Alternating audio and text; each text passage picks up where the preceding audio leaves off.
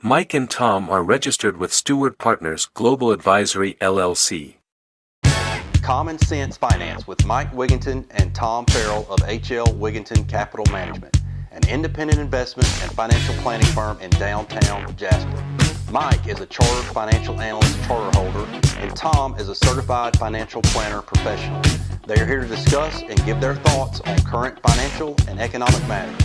Now, with Common Sense Finance, here are Mike and Tom. All right, welcome back to another edition of Common Sense Finance. I'm Tom Farrell, and this is Mike Wiginton. And today we're going to talk about something that you may have run across. If you haven't yet, you probably will. It may affect the way you invest going forward. It's talking about ESG investing, environmental, social, and governance. So this is something that's really gained momentum in the last few years, and something that I think we probably need to keep an eye on going to the future. So what do you think about that, Mike? Yeah, so and I'm going to have Matt scroll across the acronym because we want to drive that home. It certainly is a very popular theme in investing today, ESG, or as you said, environmental, social, and governance. And those are three prongs. And I would tell you, and I want to compare today's movement for just a moment, today's movement versus the movement of old. And it really wasn't more of a movement, it was just what we call restrictions.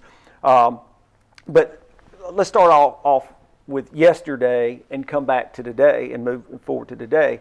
So it's always been the case that we've had clients that would have restrictions on their investments. They would tell you things like, I don't want to invest in any tobacco companies, or maybe anybody that makes missiles, defense companies, or alcohol, or any of those things. That was always no problem. We work for you. You obviously have the right to restrict or say how you want your monies invested or don't. That goes without saying.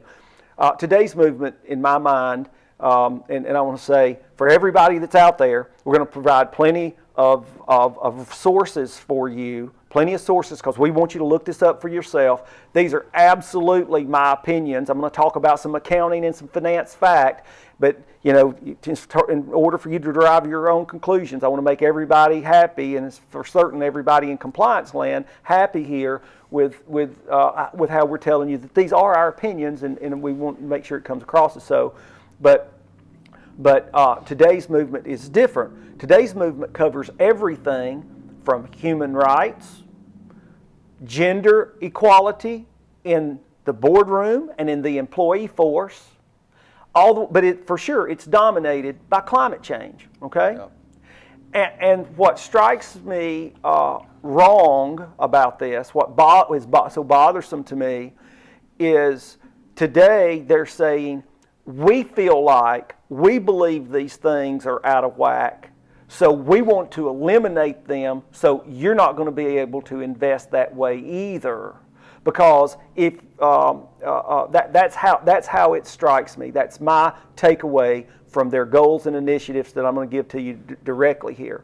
Okay, so this is not a group of people saying, "Hey, I'm not going to invest in these companies because I don't like the way they're treating the climate." But hey, if you want to do it, that's your business.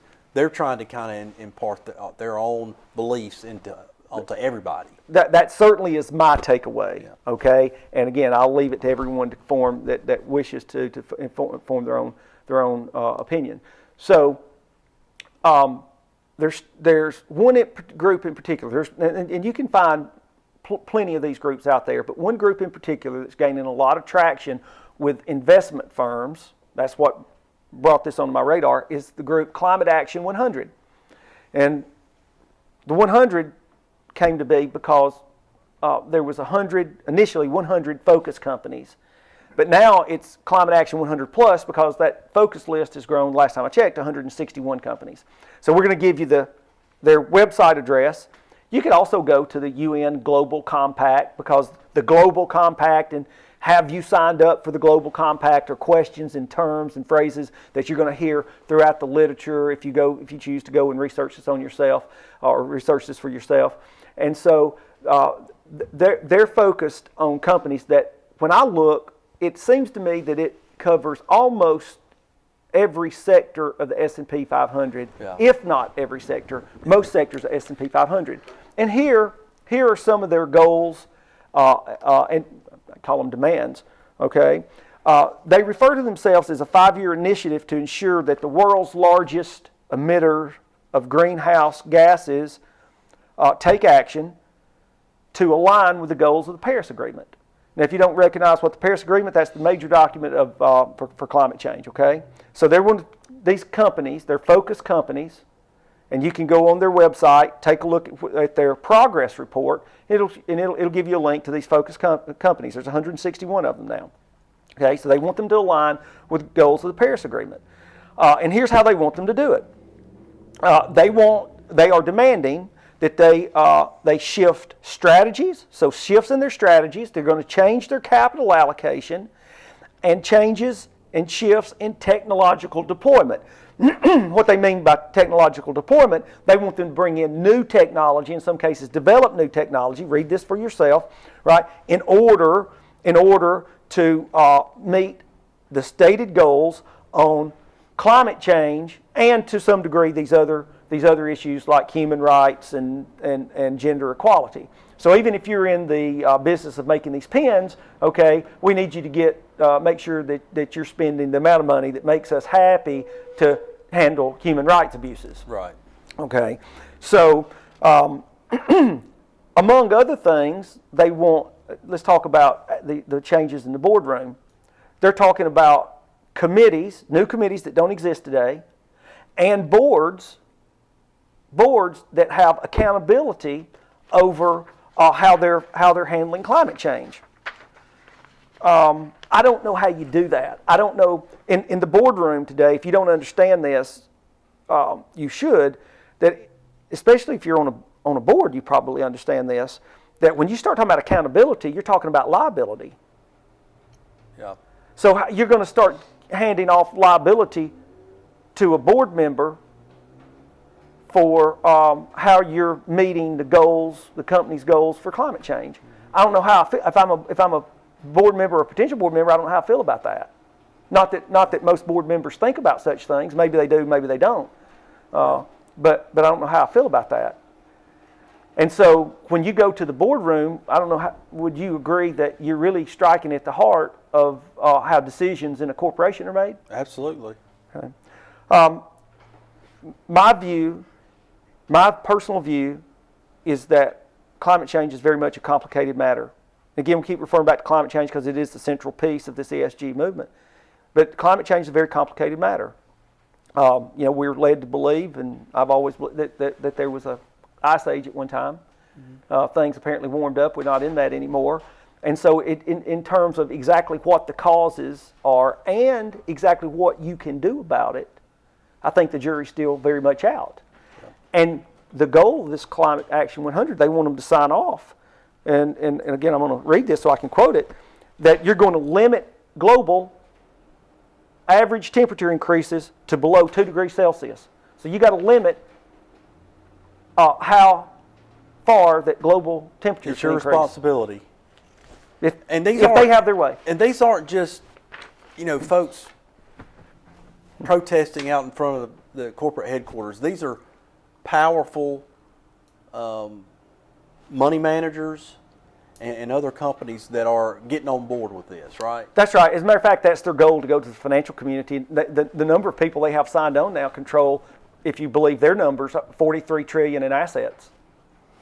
That's a lot of money. So they carry a lot of weight. They carry a lot of weight. BlackRock recently signed on. Yep. If you've heard of BlackRock, one of the world's largest, if not the largest, manager of assets. So, somebody looks inside their 401k, for example, it could be very likely that they might see a BlackRock fund as one of their choices in their 401k. You think about pension plans and what are those returns going to be if these folks are successful, because this is not these people are in business now and they're actively pursuing this now, but their goals have not yet been achieved. So what we're talking about is futuristic, it's projection, if they are successful. And you've heard me say that it's an accounting fact that revenues minus expenses equals profits. Now that formula is longer, but you tell me all the time, don't go out in the woods, don't get off on your tangents. So I'm keeping it simple. Revenue minus expenses equal profits now, okay? Yep. So if you're going to tell me that you're going to change my expenses and make them go up, which don't see how any of these initiatives and goals don't increase expenses. I don't see how they don't. Well, you have to redirect capital to appease a lot of these things that are going on here if you want to try to accomplish these goals. And it's going to cost more money. It's going to cost. I don't see how it doesn't cost more money. But if it does, with no corresponding increases in revenues or no corresponding increases in margins, I don't understand how you could not have lower profits. And so it's absolutely my belief that if they are successful, that these companies that are the target or the focus of their efforts will have lower profits in the future. And I think that feeds back into because it's a large enough piece of the market, as I've mentioned earlier, that it feeds back into potentially lower returns for everybody right. that invest in the stock market. So anyway, that's pretty much my last word on that. Well, so those are our thoughts on that. If you have any interest in discussing, we'll be glad to. We've given you some reference material, a couple of websites to go look at. So with that said, thank you, and we'll see you next time.